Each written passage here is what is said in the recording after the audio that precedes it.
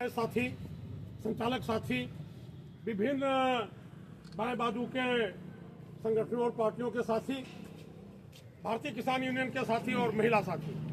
साथियों, आप जैसा कि सभी जानते हैं कि 21 नवंबर को मजदूर विरोधी ही नहीं, ये जन विरोधी, किसान विरोधी संहिताएं भी हैं जो जिन्हें 4 लेबर कोड्स कहा जा रहा है, जिसके खिलाफ हम लोग आज एक कार्यक्रम मुख्य तौर पर कर रहे हैं, जिसके खिलाफ नारे लगाते हुए यहाँ तक आए हैं। वेतन संहिता 2019, औद्योगिक संबंध संहिता 2020, सामाजिक सुरक्षा संहिता 2020 और व्यवसाय सुरक्षा, स्वास्थ्य और कार्यदशा संहिता 2020, ये 4 संहिताएं हैं जो मजदूरों के घोर विरोधी हैं, किसानों और जनता के भी विरोधी हैं और मजदूर वर्ग पर यह आज तक का सबसे बड़ा हमला किया गया है।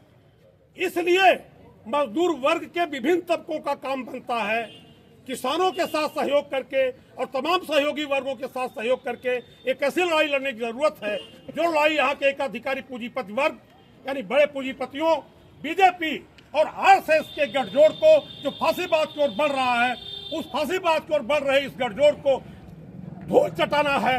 बड़े पूंजीपतियों की सत्ता को खत्म करके मजदूरों किसानों को की सत्ता कायम करना है। यह लड़ाई केवल आर्थिक लड़ाई नहीं है, कुछ सीमित मांगों को लेकर के लड़ाई नहीं है। लड़ाई वहां तक जाएगी जहां पूंजीपति वर्ग की सत्ता को खत्म करना होगा और मजदूर किसानों की सत्ता कायम करना होगा। हमेशा ही छोटी लड़ाई को बड़े लड़ाई के साथ जोड़कर देखने से साहस पैदा होता है। अगर लक्ष्य छोटा है तो हम उतने ही उसी हिसाब से हम लड़ेंगे, अगर लड़ाई का लक्ष्य बड़ा है तो हम और दोनों साहस के साथ लड़ेंगे।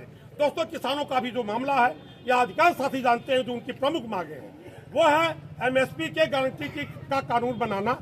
उनकी मांग है कि कर्ज माफी हो, बिजली विभाग के सहित तमाम विभागों का निजीकरण रोका जाए, ठेका प्रथा बंद किया जाए और अस्थायी काम पर अस्थायी नियुक्ति दिया जाए। तमाम मांगे हैं मजदूर संगठनों की। जिला समन्वय समिति की ओर से हम लोग जो है आज ये मुद्दा उठाए हुए हैं। दोस्तों, किसानों की ओर से एक बहुत बड़ी और भी चीज है एनपीएफएम यानी कृषि विपणन ढांचा की राष्ट्रीय नीति। ये बड़ा ही नुकसानदेह है किसानों के लिए। इसके खिलाफ भी किसानों की एक लंबी लड़ाई चलनी है और चलेगी ही। एफटीए जो अभी भी जिंदा है यानी मुक्त व्यापार समझौता, उससे भयंकर नुकसान है किसानों मजदूरों का। वो भी लड़ाई लंबे समय तक जारी रहनी है और वो लड़ाई चलेगी। एक बात मैं जरूर कह सकता हूँ, यहाँ कहने के बाद ही मैं अपनी बात समाप्त करने वाला हूँ। हो सकता है कुछ साथियों को हमारी बात से इत्तेफाक न हो, लेकिन मैं साफ में कहता हूँ कि मजदूरों, किसानों की, जनता की, दलितों की, अल्पसंख्यकों की, आदिवासियों की, उत्पीड़ितों की सबसे बड़ी दुश्मन बीजेपी है, जो एकाधिकारी पूंजीपति वर्ग की सबसे बड़ी चाटकार और दोस्त है। इसमें दो राय नहीं है। लेकिन इस गलतफहमी में नहीं रहना है कि व्यवस्था पोषक के पार्टियां कांग्रेस, सपा, बसपा वगैरह वगैरह, तृणमूल कांग्रेस द्रमुक, अन्ना द्रमुक, तेलुगु देशम वगैरह, ये मजदूरों किसानों की दोस्त है ना, ये भी मजदूरों किसानों की दुश्मन है, बड़े पूंजीपतियों की दोस्त है। इसलिए हमें मजदूरों, किसानों को, जनता को दुश्मनों दोस्तों में फर्क करना जानना होगा।